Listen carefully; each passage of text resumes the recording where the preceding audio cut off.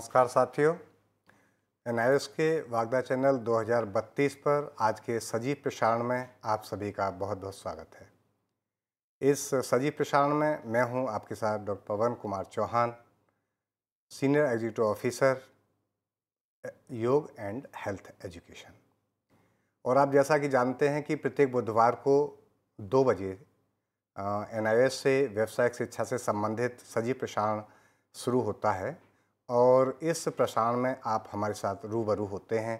आप जानते हैं कि व्यावसायिक शिक्षा से संबंधित जो कार्यक्रम हमारे इस प्रसारण में आप सुनते हैं, उनकी क्या क्या योग्यताएं हैं, किस तरह से उनमें एडमिशन होता है और क्या क्या उनकी विशेषताएं हैं, कैसे हम लोगों को उसका रोजगार से संबंधित और भी बहुत सारी जानकारी इस कार्यक्रम के माध्यम से आपको मिलती है। आज का हमारा ये विशेष कार्यक्रम इसी क्रम में है जो कम्युनिटी हेल्थ ट्रेनिंग प्रोग्राम के अंतर्गत है। और इस कार्यक्रम से संबंधित आज हमारे साथ स्टूडियो में हमारे साथ बैठे हैं डॉक्टर असमिंदर सिंह बहल, निदेशक व्यावसायिक शिक्षा, और डॉक्टर ममता श्रीवास्तव, उपनिदेशक व्यावसायिक शिक्षा एनआईएस। मैं आप दोनों का बहुत बहुत स्वागत करता हूं। आपका बहुत बहुत स्वागत है इस कार्यक्रम में। और हमारे शिक्षार्थी इस कार्यक्रम से जो जुड़े हुए हैं, यहाँ तक कि बहुत सारे ऐसे लोग भी जुड़े हुए होंगे जो एनआईएस से कहीं संबंध नहीं रखते, फिर भी इस कार्यक्रम को देख रहे होंगे। तो उन सभी लोगों का भी मैं बहुत बहुत स्वागत करता हूं। और सबसे पहले, चूंकि एनआईएस के बारे में हम बात करें, एनआईएस है क्या और एनआईएस किस प्रकार ये एजुकेशन पूरे देश में ऑफ़र करता है, प्रोग्राम्स को ऑफ़र करता है, इसके बारे में डॉक्टर असमिंदर सिंह बहल जो हमारे निदेशक हैं व्यवसाय शिक्षा से, मैं उनसे ही अनुरोध करता हूं कि इस बारे में वो बताएं। सबसे पहले सभी श्रोतागण का हार्दिक स्वागत है। बहुत बहुत धन्यवाद, आपने अपना कीमती समय निकाला ये प्रोग्राम देखने के लिए, ये कार्यक्रम देखने के लिए। पवन जी, आपको तो ज्ञात है ही कि भारतवर्ष में सिर्फ गवर्नमेंट ऑफ इंडिया के 2 ही बोर्ड हैं, नेशनल बोर्ड। एक तो है central board of secondary education और दूसरा है NIOS, national institute of open schooling, यानी कि राष्ट्रीय मुक्त विद्यालय शिक्षा संस्थान।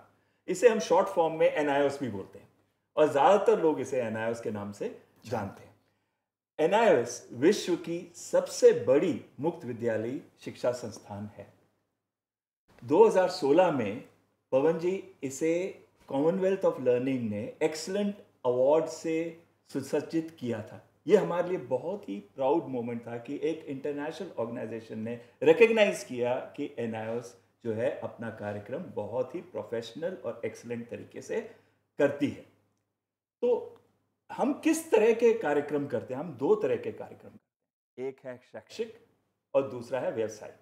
शैक्षिक में हम ओपन बेसिक एजुकेशन के तहत 3री, 5वीं और 8वीं कक्षा की सर्टिफिकेशन करते हैं और दूसरे जो 2 महत्वपूर्ण प्रोग्राम है शैक्षिक के अंदर, वो हैं सेकेंडरी और सीनियर सेकेंडरी लेवल, यानी कि 10वीं और 12वीं कक्षा का सर्टिफिकेशन। तो इसमें किस तरीके से हम ये ट्रेनिंग कराते हैं, किस तरीके से हम ये प्रशिक्षण कराते हैं? हम एक तो हमारा जो सेल्फ लर्निंग मटेरियल होता है पवन जी, वो बहुत ही सरल होता है। उसमें बहुत सारी फोटोज, पिक्चर्स होती हैं, उसके साथ हमारे वीडियोस भी जाते हैं। इससे एक लर्नर, जो एक शिक्षार्थी है, उसके लिए बहुत आसानी हो जाती है कि जो सिद्धांत है, जो थ्योरी है, वो आसानी से समझ सके। तो हम काफ़ी महत्व देते हैं अपने सेल्फ लर्निंग मटेरियल को डेवलप करने के लिए। और दूसरा है हमारे स्टडी सेंटर। हमारे जो स्टडी सेंटर शैक्षिक प्रोग्राम्स के लिए, कार्यक्रम के लिए हैं, उनको हम एक्रेडिटेड इंस्टीट्यूशंस कहते हैं, और जो वोकेशनल यानी कि व्यावसायिक कार्यक्रमों के लिए हैं, उन्हें हम एक्रेडिटेड वोकेशनल इंस्टीट्यूशंस कहते हैं या AVIs के नाम से जानते हैं। और इन स्टडी सेंटर्स में हम जो व्यावहारिक का जो पोर्शन है, जो भाग है, वो वहाँ पे किया जाता है। तो ना केवल इनका जो डाउट्स हो, इनके जो प्रश्न हो, उनको क्लियर किया जाता है, बट उसके साथ साथ व्यवहारिक जो होता है, प्रैक्टिकल जो होता है, वो यहाँ स्टडी सेंटर्स के अंदर करते हैं। जैसे कि मैं आपको पहले भी बता रहा था कि हमारा दूसरा जो है कार्यक्रम, वो है व्यावसायिक। इसमें हम फोकस करते हैं कौशल प्रदान करने के क्षेत्र में, यानी कि स्किल डेवलपमेंट के क्षेत्र में हम फोकस करते हैं। 100 से अधिक कार्यक्रम हम करते हैं कौशल प्रमोशन में, और ये 7 महत्वपूर्ण क्षेत्रों में किए जाते हैं। ये 7 महत्वपूर्ण क्षेत्र कौन से हैं? सबसे पहला है कृषि और पशुपालन विज्ञान, दूसरा है बिजनेस एंड कॉमर्स, तीसरा है कंप्यूटर एंड इंफॉर्मेशन टेक्नोलॉजी, चौथा है इंजीनियरिंग एंड टेक्नोलॉजी। जब हम इंजीनियरिंग की बात करते हैं तो कहीं ना कहीं हमारे मन में आता है कि इंजीनियरिंग ये तो पोस्ट ग्रेजुएशन या ग्रेजुएशन की बात है, तो ये व्यवसाय के साथ इसका क्या लेना देना, व्यावसायिक शिक्षा के साथ इसका क्या लेना देना। यहाँ पे मैं आपको बताना चाहूँगा जो ऑटोमोबाइल यहाँ सर एक कार्यक्रम है, एक कॉलर कोई हमारे साथ जुड़े हुए हैं जी, उनसे हम बात कर लेते हैं। हेलो हेलो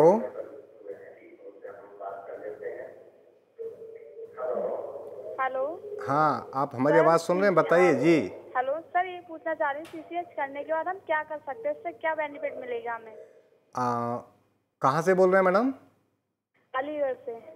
अच्छा ठीक है, आपका क्वेश्चन हम नोट कर लेते हैं। अभी प्रोग्राम हमारा शुरुआत हो रही है प्रोग्राम की, तो हम आपको बताते हैं कि सीसीएच करने के बाद में आप क्या क्या कर सकते हैं, और भी बहुत सारी जानकारी हम आपको देंगे। आप हमारे प्रोग्राम को लगातार देखते रहिए, ठीक है?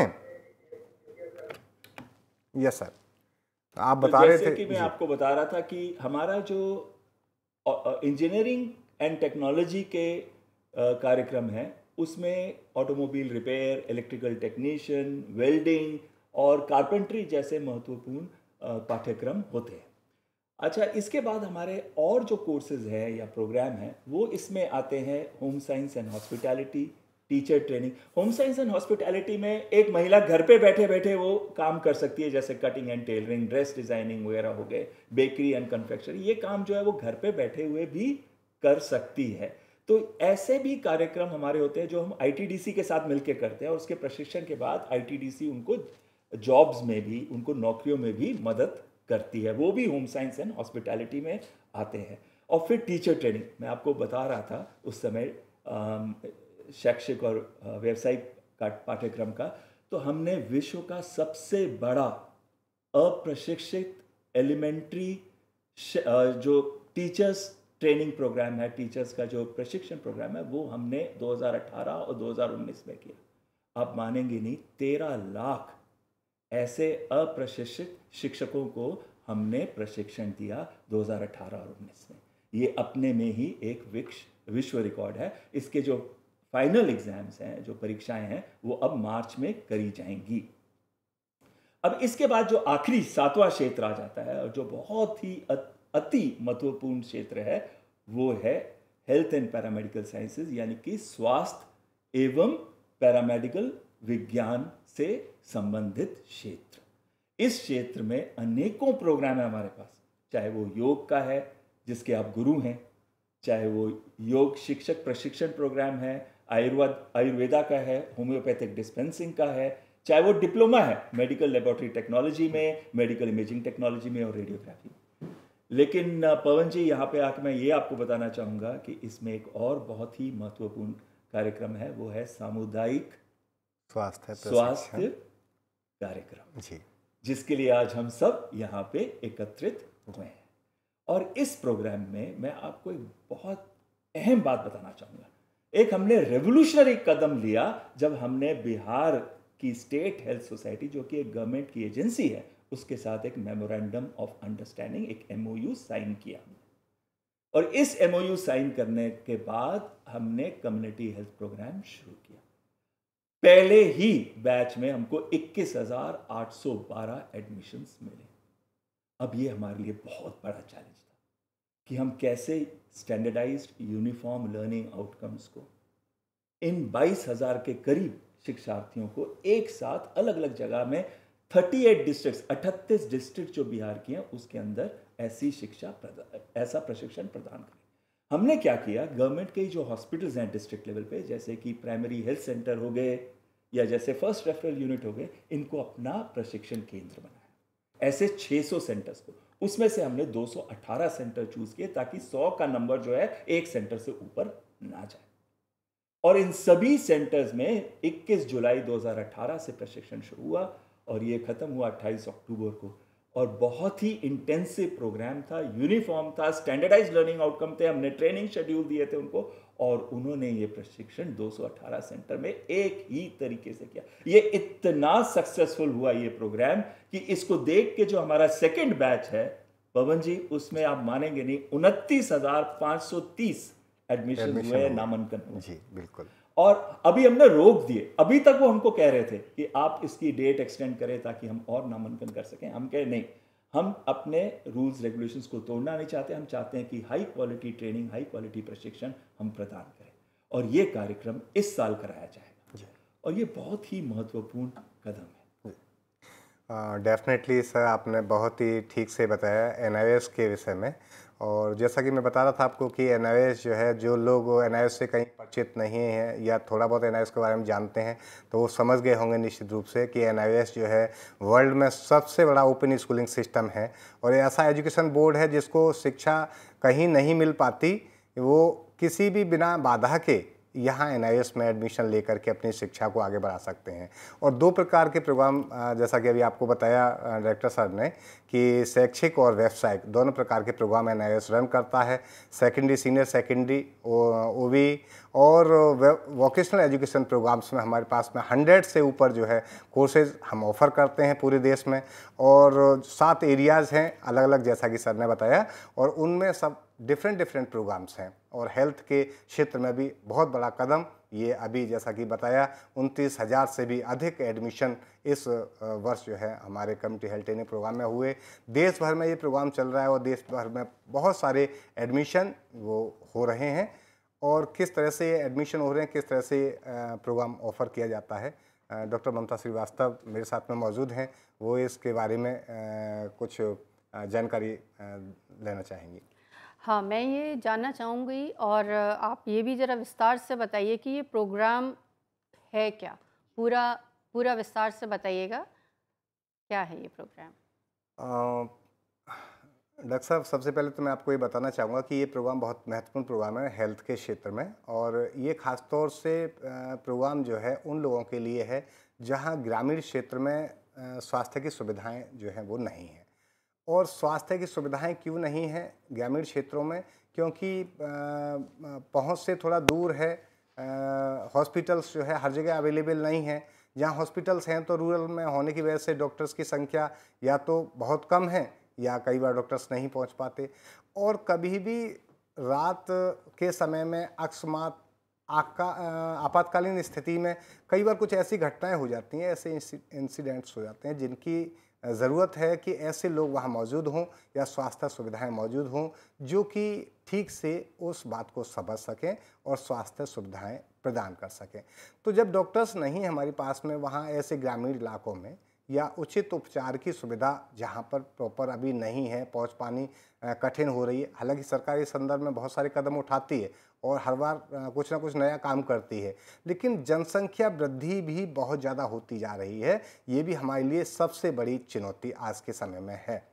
तो इसको कैसे सरकार जो है इस पर काम करे, कैसे स्वास्थ्य प्रदान करे?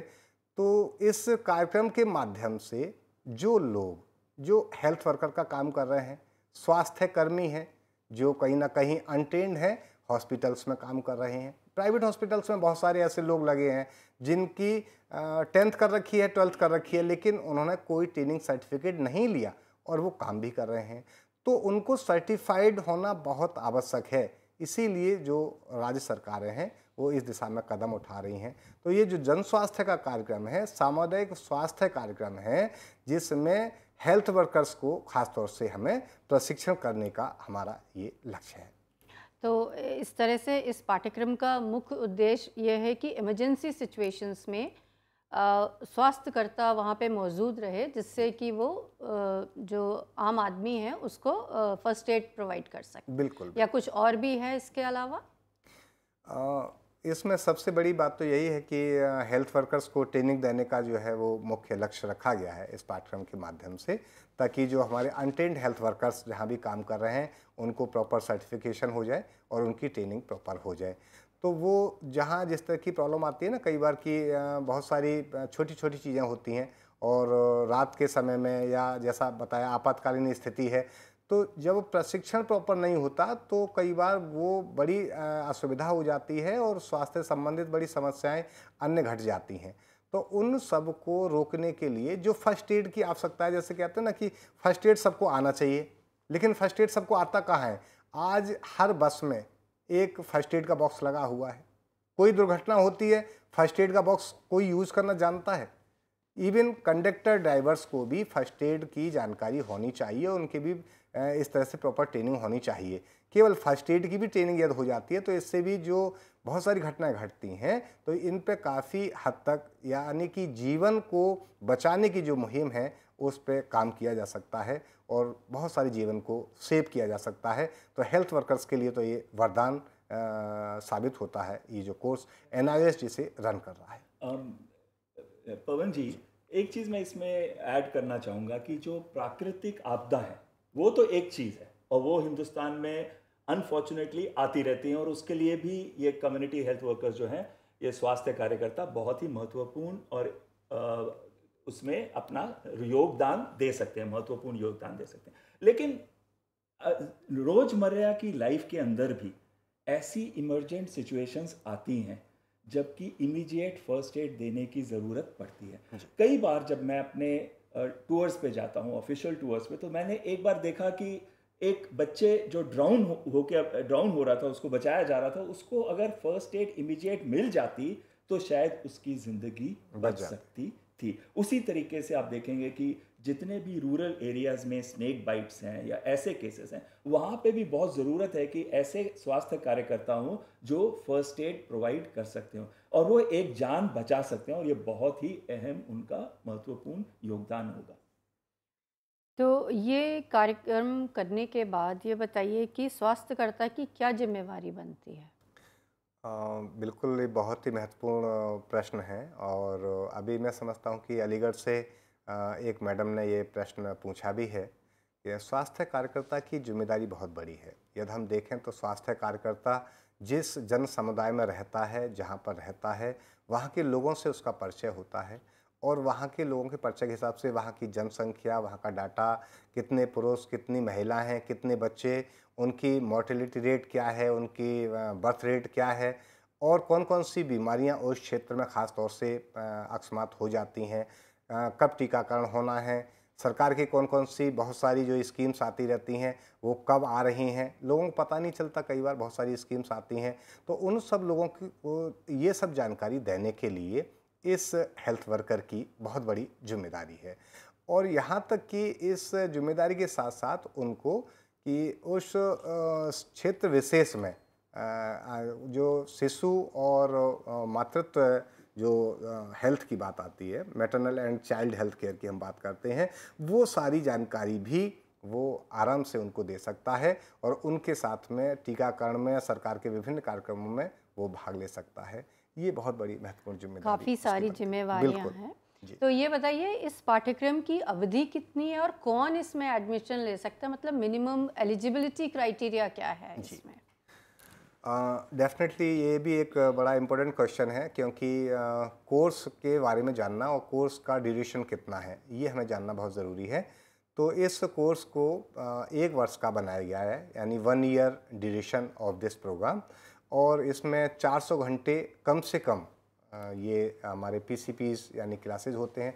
कई बार जैसा अभी डायरेक्टर सर भी बता रहे थे कि NIOS जो है वो अपने प्रोग्राम्स जब रन करता है, ऑफ़र करता है, तो वो ऐसे ही ऑफ़र नहीं करता जैसा लोग सोचते हैं कि ओपन सिस्टम है तो सारा ओपन है। ओपन का मतलब है फ्लेक्सिबिलिटी और उस फ्लेक्सिबिलिटी में हम आपको सारा कुछ वो देते हैं जो कि एक रेगुलर मोड में जो एजुकेशन या स्कूल या बोर्ड देता है। हम भी वही PCP, हम वही प्रैक्टिकल ट्रेनिंग प्रोग्राम अपने उन AVIs के माध्यम से, यानी वो हमारे इंस्टीट्यूशन हैं, ट्रेनिंग सेंटर्स हैं, उनके माध्यम से हम वहाँ ट्रेनिंग प्रोवाइड कराते हैं स्टूडेंट्स को। वहीं उनकी PCP होती है थ्योरी क्लासेस की और जो लर्निंग मटेरियल होता है वो भी अच्छा बनता है, इसके बारे में हम आपसे बात करेंगे। और जहाँ तक प्रवेश के लिए न्यूनतम योग्यता, न्यूनतम की हम बात कर रहे हैं, मिनिमम अभी कोई कॉलर हमारे साथ जुड़े हुए हैं, मैम इनका हम कॉल ले लेते हैं। Hello hello. हाँ सर। जी बताइए। सर मैं डॉक्टर हरी सिंह यादव अलीगढ़ से बोल रहा हूँ, कोऑर्डिनेटर AVI 7163 अलीगढ़ से। जी डॉक्टर साहब बताइए। मेरे दो रिक्वेस्ट है आपसे जी। अभी मैम का जो सवाल पूछ रहा था मैं, किसी भी आपातकालीन स्थिति में उचित प्राथमिक उपचार देकर मरीज को सही करना है ना? बिल्कुल बिल्कुल ठीक कहा आपने। हेलो। हाँ हाँ बोलिए। इनको आता है जी। आप ताजुब करेंगे, यहाँ से 40 किलोमीटर दूर एक गंगा के किनारे एक गाँव जरड है, उसमें एक कम्युनिटी हेल्थ वर्कर ने जो हमारे यहाँ कोर्स किया हुआ है, उसने पूरी रात जग के ORS दे करके बच्चे को बचा लिया। Very good. और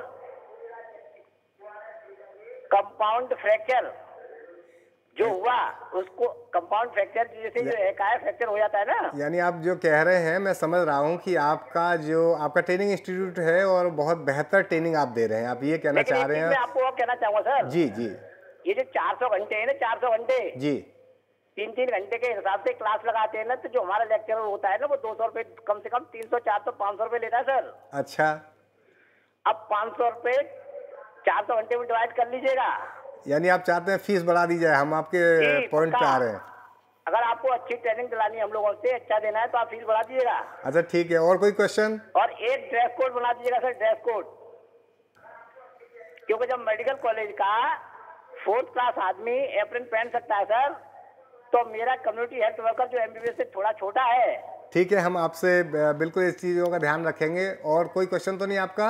ओके डॉक्टर साहब, क्वेश्चन तो बहुत है, डॉक्टर भाई को मेरा नमस्ते कहिएगा।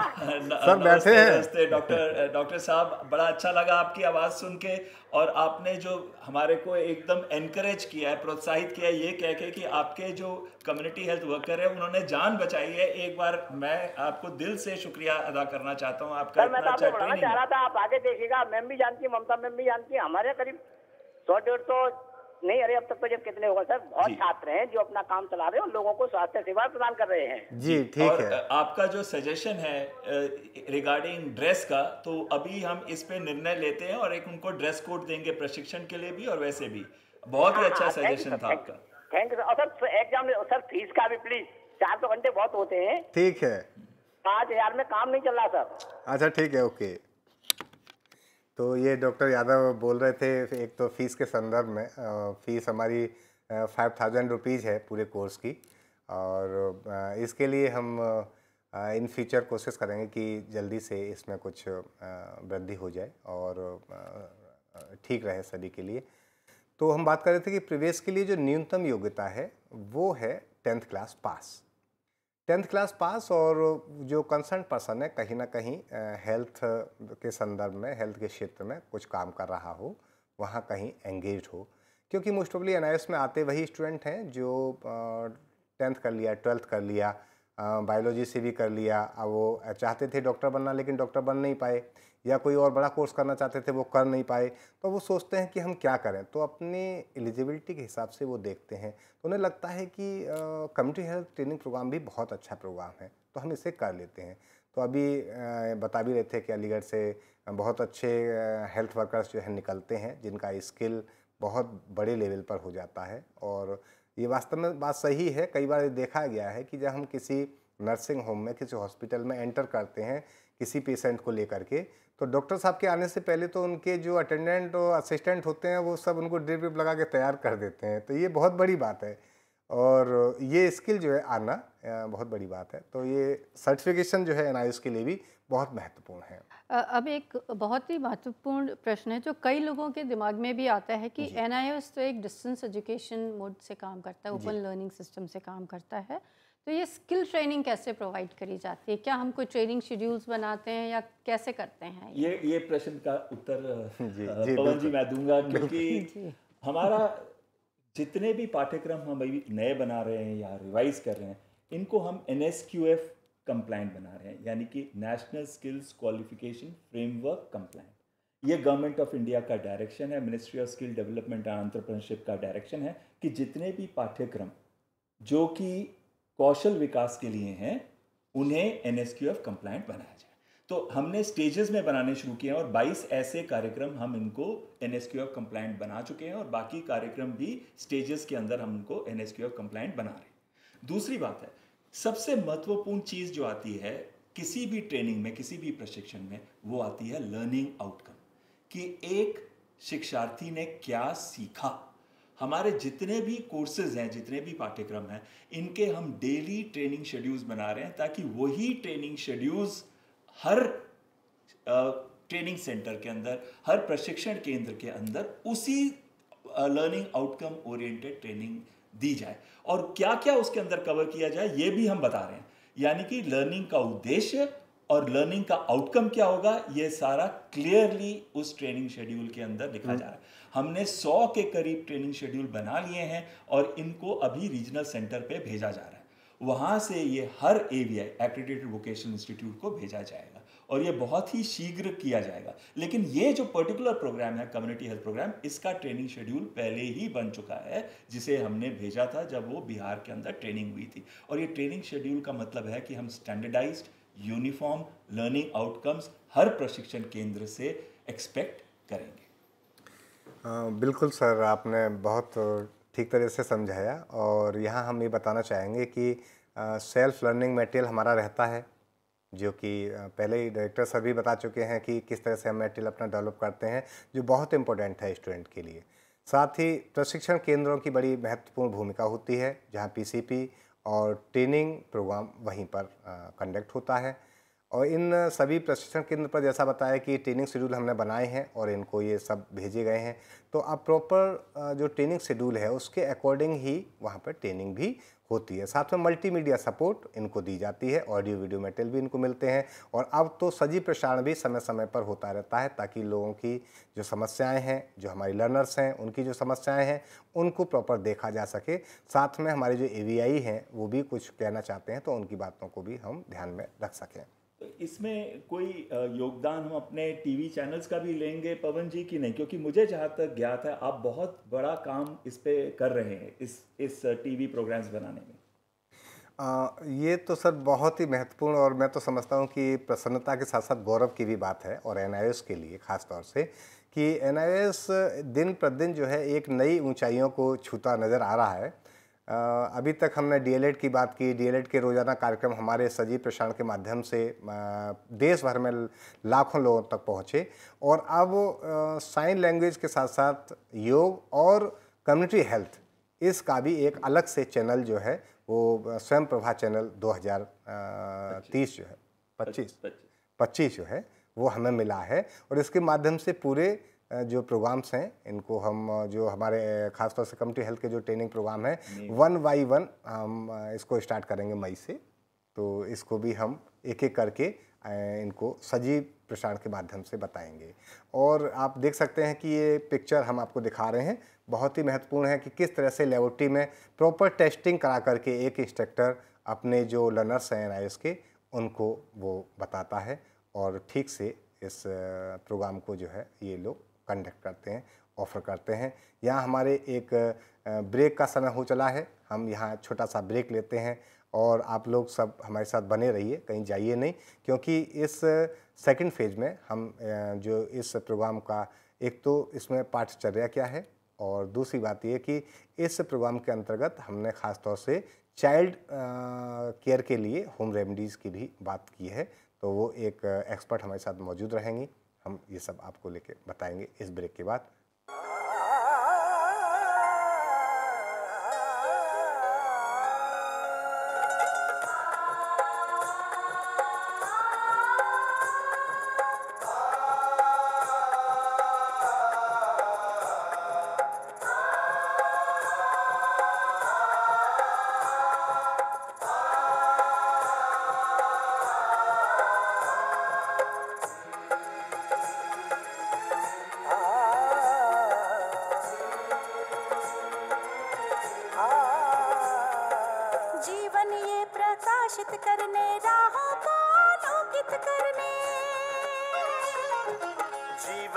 प्रकाशित करने, राहों को आलोकित करने, हम अपना दीपक स्वयं बने, हम अपना रास्ता स्वयं चुने।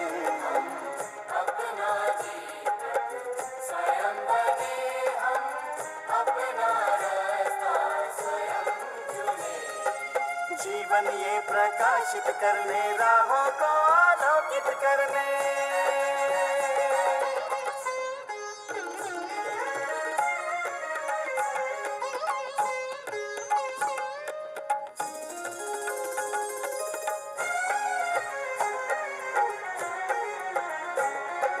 धन साधन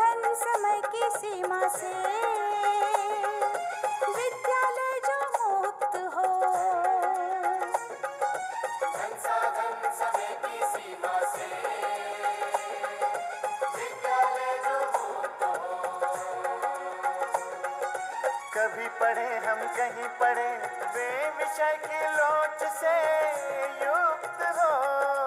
कभी पढ़े हम कहीं पढ़े वे विषय की लोच से युक्त हो।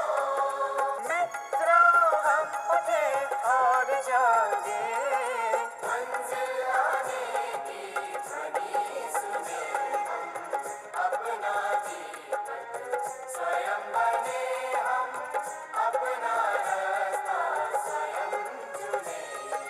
जीवन ये प्रकाशित करने, राहों को आलोकित करने।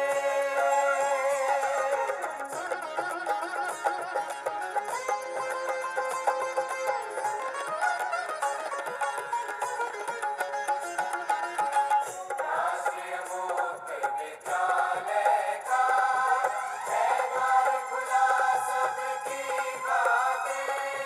शिक्षा परीक्षा का अवसर एक बार ही क्यों मिलता फिर। शिक्षा और परीक्षा का अवसर एक बार ही क्यों मिलता फिर दुनिया में इसके केंद्र बात कोई मन चाहा केंद्र चुने हम, अपना जीवन स्वयं बने हम, अपना रास्ता स्वयं चुने। कोई मन चाहा केंद्र चुने हम, स्वयं बने हम,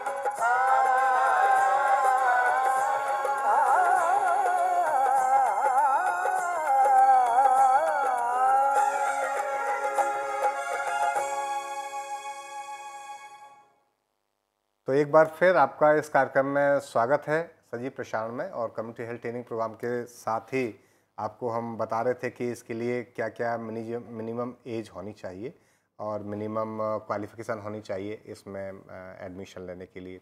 साथ ही किस तरह से इस जो कोर्स है कि जो हेल्थ वर्कर्स हैं या फिर जो कोर्स करने के बाद जो कैंडिडेट्स हैं वो विभिन्न जगहों पर सरकार के द्वारा या वैसे भी हेल्थ वर्कर के रूप में काम कर सकते हैं और अपने इस कार्यक्रम के माध्यम से बहुत बड़ा वो काम कर सकते हैं। फर्स्ट एड दे करके जीवन की रक्षा कर सकते हैं लोगों की। और कई जगह सरकार ऐसे जो हेल्थ वर्कर्स हैं उनको ख़ास तौर से कहीं ना कहीं जॉब में कहीं ना कहीं अपने उनके लिए प्लेसमेंट भी दे रही है। और जैसा बताया कि बिहार में तो ख़ास तौर से सरकार ने ये कार्यक्रम चला रखा है। राजस्थान सरकार ऑलरेडी इन स्वास्थ्य कार्यकर्ताओं को मान्य करते हुए और उनको फर्स्ट एड देने की और कार्य करने की जो है वो इजाज़त देती है। और भी स्टेट्स इस संदर्भ में कुछ विचार कर रहे हैं, काम कर रहे हैं। वैसे कोई बड़ी प्रॉब्लम नहीं है क्योंकि इन जो कार्यकर्ताओं के लिए ख़ास तौर से जीवन बचाने की महत्वपूर्ण जो भूमिका ये निभा रहे हैं उसमें ये बहुत बड़ा काम है और सरकार को किसी न किसी माध्यम से इनके लिए एक प्लेटफॉर्म जो है वो क्रिएट करना चाहिए और उनको अपने साथ में ले लेना चाहिए। तो सबसे पहले मैं आपको बता दूं कि हम आपको पहले बता ही चुके हैं। डॉक्टर रुचि गुलाटी जी हमारे साथ मौजूद हैं। आप हैं BAMS MD आयुर्वेदा और मैं उनका स्टूडियो में इस कार्यक्रम के लिए बहुत बहुत स्वागत करता हूं। नमस्कार आपका। बहुत बहुत नमस्कार मैम। डॉक्टर रुचि जी, होम रेमडीज़ को लेकर के हम बात कर रहे हैं जो कि हमारा कम्युनिटी हेल्थ ट्रेनिंग प्रोग्राम का ये बहुत ही इम्पोर्टेंट यूनिट भी है जिसमें होम रेमडीज़ की बात की है और ये यूनिट नंबर 4 है। यदि हम अपने प्रोग्राम को देखें जो हमारा सेल्फ लर्निंग मटेरियल हमारे पास में अवेलेबल है, ये प्रोग्राम जो है इसमें होम रेमडीज़ में हम एक छोटे से टॉपिक पर हम बात करेंगे जो ख़ास तौर से शिशु से संबंधित या कहीं ना कहीं बाल रोग से संबंधित ये बात है। तो डॉक्टर रुचि जी, सबसे पहले बच्चों के बारे में थोड़ा सा आप बताइए कि किस तरह से बच्चे परेशान हो जाते हैं या उनके लिए छोटे मोटे डिसऑर्डर्स हो जाते हैं। तो बच्चों को लेकर के घबराना नहीं चाहिए पेरेंट्स को और उनको घर पे भी कुछ होम रेमेडीज दी जा सकती है। जी थैंक यू पवन, डॉक्टर पवन जी। बच्चे जो हैं वो सबके लिए बहुत प्यारे होते हैं और माँ बाप बच्चों को कोई भी तकलीफ़ हो बहुत जल्दी परेशान हो जाते हैं। बहुत सारी ऐसी बीमारियां हैं बच्चों की जो शुरू में अगर हम देखें और उनका छोटा मोटा इलाज करें घर पे ही तो वो बहुत बच्चों को आराम रहता है, उनकी इम्यूनिटी पावर अप रहती है और उसी से वे ठीक रहते हैं। तो अब हम बात करेंगे जो कॉमन डिजीज़ हैं उनके बारे में। सबसे पहले हम बात करेंगे जो आपके चैप्टर में सबसे पहले है कि सोर थ्रोट या गला में जो दर्द होता है बच्चों में, उसके बारे में कि जब गले में दर्द होता है तो क्या सिम्टम्स दिखाई देते हैं। बच्चों को खाना खाने में तकलीफ़ लगती है, डिफ़िकल्टी इन swallowing, और जो छोटे बच्चे हैं वो कई बार नहीं बता पाते हैं तो वो क्या कहेंगे कि खाना खाना बंद कर देंगे, they will refuse to eat, खाना ही नहीं खाएंगे। उनके गर्दन में स्वॉलन ग्लैंड्स दिखाई देंगे, जैसे टॉन्सिलाइटिस होता है, हम गले के अंदर देखेंगे तो लाल गला दिखाई देता है। बुखार होएगा, बच्चा चिड़चिड़ा हो जाएगा। ये जो सिम्टम्स हैं ये देख के हमें ये पता चलता है कि बच्चे का गला ख़राब है। तो जब बच्चे का गला ख़राब है तो हम इसमें घर पर रहते हुए जब हम डॉक्टर के पास जाने से पहले क्या क्या चीज़ें कर सकते हैं वो सब चीज़ें हम होम रेमेडीज़ में बताएंगे जी। इसमें मैं सबसे पहले सब पेरेंट्स को एक चेतावनी देना चाहती हूँ कि कई बार ये देखने में आता है कि जो दवाई घर में पड़ी हुई है वो दवाई गला ख़राब होने पे बच्चे को दे दी। वो चीज़ कभी भी नहीं होनी चाहिए। जो घर में दवाई पड़ी है गला ख़राब होने पे बच्चों को देने से कई बार बहुत लाइफ थ्रेटनिंग, जीवन को जिससे खतरा हो वो चीज़ें पैदा हो सकती हैं। इसलिए बिना डॉक्टरी सलाह के कोई भी कफ़ एंड कोल्ड की जो दवाई घर में पड़ी है वो बच्चों को नहीं देनी है। बिना डॉक्टरी सलाह के दवाई देना बहुत ख़तरनाक हो सकता है बच्चों के लिए। अभी कुछ दिन पहले भी न्यूज़ में आया कि एक मदर ने जो है दूध के साथ कफ मेडिसिन्स मिला के बच्चे को दे दी और उसकी वजह से बच्चे को पॉइजनिंग हो गई and the child could not be saved. तो बच्चों को दवाई देने से पहले डॉक्टरी सलाह की बहुत ज़रूरत है। अपने आप डॉक्टर नहीं बनना है। दूसरी चीज़ जो दवाई की मात्रा है वो भी कि बच्चे को बार बार हो रहा है तो बार बार दी जाए, ये चीज़ भी कभी भी घर में पड़ी हुई दवाई से नहीं करना है। एक बहुत आसान चीज़ होती है जो घर पे हम छोटे बच्चों के साथ कर सकते हैं, वो है नाक में सलाइन वाटर को देना। सलाइन ड्रॉप्स बहुत सारी मार्केट में अवेलेबल हैं, या सलाइन ड्रॉप्स घर पे भी बनाई जा सकती हैं। पानी को उबाल के उसमें नमक डाल के उसे एक ड्रॉपर में आप डाल लीजिए और उसको हम नोज़ में स्प्रे करेंगे। और जब बच्चा बहुत छोटा है, साल से छोटा है, तो वो अपने आप जो ड्राई नोज़ है उसको ब्लो आउट नहीं कर सकता, उसको साफ़ नहीं कर सकता हैंकी से, जैसे बड़े बच्चे कर सकते हैं। तो यहाँ बिल्कुल ये जानना बहुत ज़रूरी है मैडम, जैसा आपने बताया कि हम घर पे भी ये बना सकते हैं। तो कई बार जब हमारा हेल्थ वर्कर है, क्योंकि ये कोर्स हमारा ख़ास तौर से हेल्थ वर्कर्स के लिए है और उनको ये जानना ज़रूरी है कि सलाइन वाटर उन्हें बनाना है, सलाइन ड्रॉप उन्हें बनानी है, तो उसमें कितनी मात्रा में उन्हें ये वाटर लेना चाहिए और वाटर में कितना साल्ट जो है उन्हें डालना चाहिए और कौन सा साल्ट उन्हें डालना चाहिए और किस तरह से बनाना चाहिए, ये विधि उनको थोड़ा उनकी जानकारी में आनी चाहिए। इवन ताकि हेल्थ वर्कर्स के साथ साथ जो जन समुदाय है, सामान्य लोग हैं, वो भी इसका फ़ायदा उठा सकें, वो भी इसको देख सकें। अगर घर पे बनाना है तो 250 ml 1 गिलास पानी जो है उसमें 1 चम्मच जो कॉमन सॉल्ट है, घर में इस्तेमाल करने वाला नमक, उसको डाला जाता है और उसको अच्छे से बॉईल किया जाता है। 15 से 20 मिनट बॉईल हो जाए, फिर उसको ठंडा होने के बाद ही इस्तेमाल करेंगे।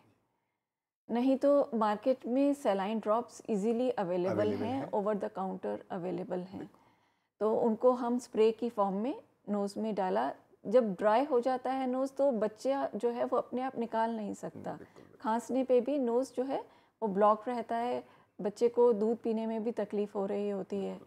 तो ऐसे केसेस में ड्राई नोज़ में हम ये सलाइन वाटर डाल सकते हैं। बिल्कुल। और मैं आपको यहाँ ये और एक इम्पोर्टेंट इन्फॉर्मेशन देना चाहूँगा कि ये बिल्कुल ऐसे ही है जैसे कि हमारा योग में षटकर्म है, और षटकर्म में जब हम जल नीति करते हैं, और जल नीति जब हम करते हैं तो जल नीति के माध्यम से होता क्या है कि हम जो वार्म वाटर है, वार्म वाटर में भी उसको सैलाइन यानी वाटर हम कह सकते हैं, उसमें नमक डाल करके उस वाटर को हम जो जल नीति का पॉट होता है उसके माध्यम से पहले एक नॉस्ट्रिल में डालते हैं, और एक नॉस्ट्रिल में डालते हैं तो दूसरे नॉस्ट्रिल से ऑटोमेटिकली वो जो वो है वाटर जो है वो निकलने लगता है।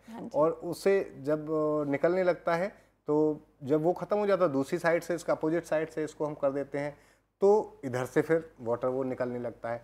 तो ये जो जल नीति है, जो जल नीति है, उस जल नीति को बिल्कुल सेम उसी तरह से हम करते हैं जो बड़ों के लिए यूज़ की जाती है। लेकिन बच्चे चूँकि छोटे होते हैं तो उनके लिए ये थोड़ा सा मुश्किल होगा, लेकिन जब सैलाइन वाटर उनके लिए हम बना लेंगे और वो हम यूज़ करेंगे तो निश्चित रूप से कोल्ड कफ जो है इनका बिल्कुल ठीक होगा। और जल नीति बड़ों के लिए जो की जाती है योग में, वो भी ख़ास तौर से उनके लिए इसीलिए कराई जाती है। हाँ जी, जी बिल्कुल सही बताया आपने डॉक्टर पवन। इसी तरह जब बच्चे बहुत छोटे होते हैं तो वो अपना नोज़ जो है अपने आप ब्लो करके नहीं निकाल पाते हैं, तब हम सक्शन बल्ब भी यूज़ कर सकते हैं जो हमने पानी डाला है उसको निकालने के लिए। और जो बड़े बच्चे हैं उनको हम बोल सकते हैं नोज़ अपने आप हैंकी से क्लीन करने के लिए। दूसरा जो है, जैसे हमने पानी नोज़ के लिए यूज़ किया, ऐसे ही हम थ्रोट के लिए और उसके अंदर तक लेके जाने के लिए गार्गलिंग सजेस्ट कर सकते हैं बच्चों को। जहाँ बच्चा 5 साल से ऊपर का है उसको हम इजीली वार्म सलाइन गार्गल्स के लिए सजेस्ट कर सकते हैं। इसमें जब हमने सलाइन वाटर बनाना है, उसी तरह 1 गिलास पानी में 1 चम्मच पानी नमक मिलाकर इसको हमने उतना ही गर्म रखना है पानी को जितना आराम से बच्चा ले सके, बहुत तेज़ गर्म पानी नहीं होना चाहिए। फिर हम बात करते हैं सलाइन गार्गल्स के बाद, क्योंकि सलाइन गार्गल्स हैं या नेज़ल ड्रॉप्स हैं सलाइन, ये जो हैं हमारे जो इरिटेटेड पैसेज है उसको सूद करते हैं, ये हाइपोटोनिक होते हैं, तो ये जो वहाँ की सूजन है, स्वेलिंग है, उसको डीकंजेस्ट करते हैं। दूसरा, क्योंकि बच्चे को खाने में दिक्कत हो रही है, निगलने में दिक्कत हो रही है, इसलिए बच्चा जो है रिफ्यूज़ करता है खाना खाने को, इसलिए हमें उन्हें गरम तरल पदार्थ खाने को देने चाहिए। गरम तरल पदार्थ क्या क्या हम दे सकते हैं, जैसे बहुत छोटा बच्चा है जो भी सिर्फ दूध पे है, उसे गरम दूध बार बार पिलाना चाहिए। फ्रीक्वेंसी जो है दूध पिलाने की वो बढ़ा देनी चाहिए। जो बच्चे 6 महीने से छोटे हैं उनको तो सिर्फ माँ का दूध ही बार बार पीने को देना है। जो थोड़े बड़े हैं उनको जहाँ तक हम दूध दे रहे हैं, दूध में हम और चीज़ें भी मिक्स कर सकते हैं। जैसे दूध में अगर हमने छोटी इलायची मिक्स कर दी बॉईल करने में, तो वो भी उनके लिए अच्छा है। यहाँ इलायची का क्या कोई मेडिसिनल वैल्यू या हम बताना चाहेंगे? हाँ, जो छोटी इलायची है वो हमारे अपर रेस्पिरेटरी सिस्टम के लिए बहुत अच्छी होती है, बिल्कुल। इसके अलावा हम मौसम के हिसाब से खजूर भी बॉईल कर सकते हैं बड़े बच्चों के लिए। जो 5 साल से बड़े हैं उनके लिए खजूर बहुत अच्छा है। केसर भी बहुत अच्छा है। इसके अलावा खाने में वार्म फूड्स देने बहुत अच्छे हैं, जैसे कस्टर्ड बना के दे दिया बच्चे को, खिचड़ी बना के दे दिया, दलिया बना के दे दिया। जो गरम खाना है, पतला खाना है, वो बच्चे के लिए लेना आसान है। इसके बाद मैं आपको बताना चाहूँगी शहद के बारे में। जो शहद है वो एक लाइनिंग बना देता है हमारे थ्रोट के ऊपर। जो एक इरिटेटेड थ्रोट है, जो खराश हो रही है गले में, उसमें ये बहुत कारगर है। लेकिन 6 महीने से छोटे बच्चे में शहद नहीं देना चाहिए। शहद कितना हम दे सकते हैं और कौन सा टाइम देने के लिए सबसे उचित है, आधे से 1 चम्मच जो है हम शहद रात को सोने से पहले देना बहुत अच्छा है। क्योंकि रात को सोने वक़्त देखा जाता है कि सबसे ज़्यादा खांसी आना या नोज़ ब्लॉक होना, ये सब चीज़ें सबसे ज़्यादा होती हैं। तो शहद देने का सबसे अच्छा टाइम जो है, जहाँ तक बहुत छोटे बच्चे हैं, वो रात को सोने से पहले देना बहुत अच्छा है। जो बच्चे बड़े हैं उनको हम दिन में कई बार भी शहद दे सकते हैं। बिल्कुल, और वार्निंग ये है कि हमें निश्चित रूप से ध्यान रखना चाहिए कि जो 6 महीने से छोटे बच्चे हैं उनको शहद नहीं देना है। ये छोटी छोटी चीज़ें भी ध्यान देने की हैं, और हेल्थ वर्कर्स ख़ास तौर से इस चीज़ को जानें, समझें और जन समुदाय को वो समझा सकते हैं। हेल्थ वर्कर्स इन चीज़ों को स्वयं भी यूज़ कर सकते हैं, और वो इसमें रेमेडीज़ के रूप में उनको ठीक भी कर सकते हैं, क्योंकि कई बार क्या होता है, फैमिलीज़ में ये सारी सुविधाएं होने के बाद भी फैमिली ये सब चीज़ नहीं कर पाती है। तो हेल्थ वर्कर्स इस माध्यम से उनका एक उपचार कहना चाहिए वो कर सकते हैं डेफिनेटली।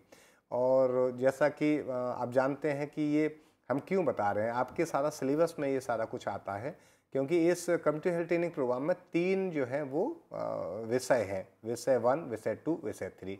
यानी सब्जेक्ट 1 में एनाटॉमी, फिजियोलॉजी और तमाम जो है फूड, न्यूट्रिशन, योग से कैसे मतलब रोगों का उपचार करें, ये सब जानकारी दी है। हेल्थ के बारे में जानकारी दी है। जो सेकंड सब्जेक्ट है उसमें मैटरनल चाइल्ड हेल्थ केयर, यानी कि कैसे मतलब गर्भावस्था उसकी देखरेख की जाती है, कैसे शिशु की देखभाल की जाती है, उसका स्वास्थ्य को, टीकाकरण, जन स्वास्थ्य, जनसंख्या संबंधी समस्याएं और उनको कैसे रोका जाए जनसंख्या को बढ़ने से, और ये सारी चीज़ें उसमें डिस्कस की गई हैं। हेल्थ वर्कर की ड्यूटीज डिस्कस की गई हैं।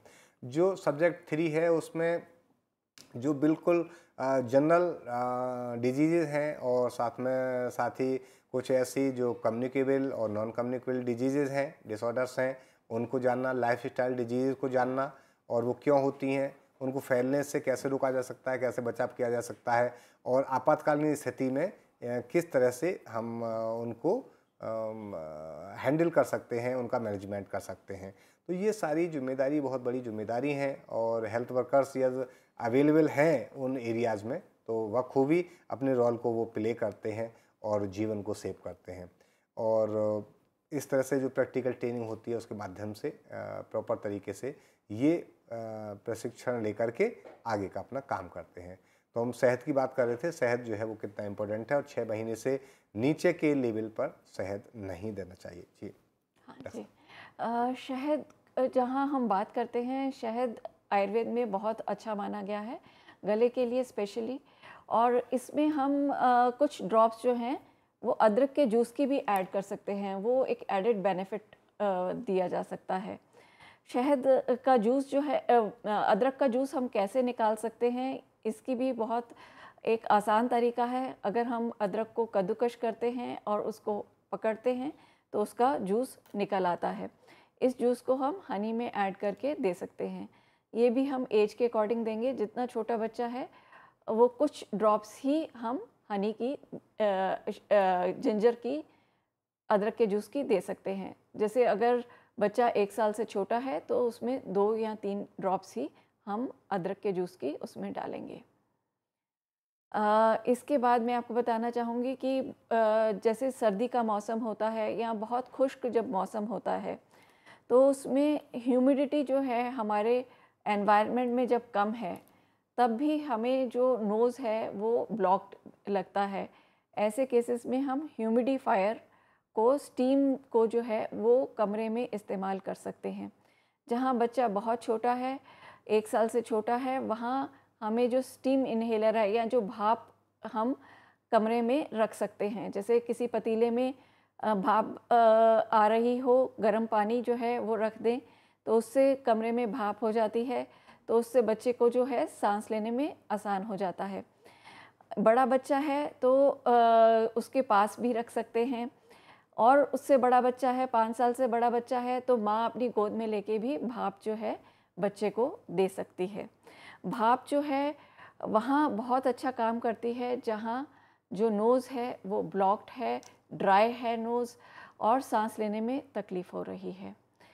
इसका सबसे अच्छा टाइम जो है भाप लेने का वो रहता है सोने से करीब 2 घंटे पहले, क्योंकि जब भी हम भाप लेते हैं तो हमारा जो पैसेज है वो क्लीन होता है, और बच्चे को जब क्लीन होता है तो कफिंग करके जो कफ है जो बलगम अंदर है उसे निकालने में मदद मिलती है। तो कई बार कफ रिफ्लेक्स जो है वो बढ़ जाता है जब हम स्टीम इनहेलेशन देते हैं। तो सोने से 2 घंटे पहले देना बहुत अच्छा रहता है। अब हम एक बार रिवाइज़ करेंगे जो चीज़ें हमने आपको बताई हैं कि जब गला ख़राब हो, गले में दर्द हो रहा हो तो क्या क्या चीज़ें करनी चाहिए, और उसके साथ हम और आगे बताएंगे। सबसे पहले हमने आपको बताया कि जब गला ख़राब होता है तो नोज़ में सेलाइन ड्रॉप्स देनी चाहिए, सेलाइन गार्गल्स देने चाहिए, गरम तरल पदार्थ खाने के लिए देना चाहिए, हनी का इस्तेमाल, अदरक के जूस का इस्तेमाल करना चाहिए, ह्यूमिडिफायर या स्टीम इनहेलर का इस्तेमाल करना चाहिए। इसके अलावा हम जो सरसों का तेल है या तिल का तेल है उसको गर्म करके, या कोई वेपोरब जो मार्केट में अवेलेबल हैं उनका रात को गले पे मसाज कर सकते हैं। इससे बच्चे को गरम तेल से या वेपोरब रब करने से बहुत राहत मिलती है, गले में जो दर्द है वो कम हो जाता है। यहाँ मैं एक चीज़ और बताना चाहूँगी कि बहुत सारे बच्चे जब एंटीबायोटिक्स ले रहे होते हैं तब भी हम लोगों का जो रोल है एज अ कम्युनिटी वर्कर बढ़ जाता है, क्योंकि तब हमें बच्चों के पेरेंट्स को ये शिक्षा देनी है कि जब एंटीबायोटिक्स बच्चा ले रहा है तब उसके जो पेट में फ्रेंडली बैक्टीरिया होते हैं वो ख़त्म हो जाते हैं, और उनको रिप्लेनिश करने के लिए हमें बच्चे को कर्ड या योगर्ट जो है दही देना अच्छा रहता है। क्योंकि दही जो है वो हमारे जो बैक्टीरिया हैं, फ्रेंडली बैक्टीरिया हैं, उनको दोबारा रिप्लेनिश करता है, दोबारा उत्पन्न करता है, जिससे जो एंटीबायोटिक्स हैं उनका रोल भी अच्छा होता है और बच्चे में विटामिन बी की कमी नहीं होती है एंटीबायोटिक्स लेने के बावजूद भी। इसके अलावा जो विटामिन सी से भरपूर चीज़ें हैं वो बच्चों को देनी चाहिए जब गला ख़राब है। विटामिन सी जो है हमारे इम्यूनिटी को अप करता है। कौन से चीज़ें ऐसी हैं जिनमें विटामिन सी है, जैसे नींबू है या जितने भी सिट्रस फल हैं जैसे आंवला है। बहुत सारी ऐसी भ्रांति होती है लोगों को कि गला ख़राब है तो दही नहीं देना चाहिए। दही हम दे सकते हैं अगर एंटीबायोटिक चल रहा है। जब तक हम डॉक्टर के पास लेके गए हैं तो दही देने में परहेज़ नहीं करना है, लेकिन फ्रिज में रखा हुआ दही नहीं देना है, रूम टेम्परेचर का दही देना है, ठंडी चीज़ें नहीं देनी हैं। बहुत सारे लोगों को लगता है कि खट्टी चीज़ें नहीं देनी है जी जब गला ख़राब है, लेकिन खट्टी चीज़ें हम किस ढंग से दे सकते हैं, जैसे गरम तरल पदार्थ में। अक्सर ये कहा जाता है, बिल्कुल आपने ठीक कहा, कि जब भी गला ख़राब होता है या कुछ ऐसा होता है तो लोग कहते हैं कि नहीं, हम खट्टी चीज़ नहीं खा सकते क्योंकि हमारा गला ख़राब है या कोई और प्रॉब्लम है। तो ऐसा मिथ जो है लोगों ने पाल रखा है, और वो संतरा है, नींबू है या मतलब इस तरह की चीज़ें हैं या दही है, वो उस समय उसे अवॉइड करते हैं। तो यहाँ ये कंसेप्ट को क्लियर करना बहुत ज़रूरी है, मुझे लगता है। जैसे दाल का सूप है, उसमें अगर हम नींबू डाल के देते हैं तो बच्चे की इम्यूनिटी बढ़ जाती है जी। तो हमें विटामिन सी के जो सोर्सेज हैं वो इस ढंग से यूज़ करने हैं कि वो बच्चे के गले को ना इरिटेट करें। हमने नींबू का रस एज सच नहीं पिलाना है।